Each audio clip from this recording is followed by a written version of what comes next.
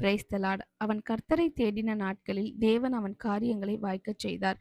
2 நாளாகமம் 26ஆம் அதிகாரம் 5ஆம் வசனம். ஆமேன். ஆமாங்க.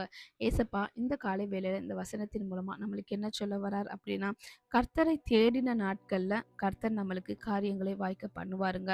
ஸோ எப்பொழுதும் நம்ம அவருடைய சமூகத்துல போய் கர்த்தரை தேடணும். கர்த்தரை நோக்கி கூப்பிடணும்.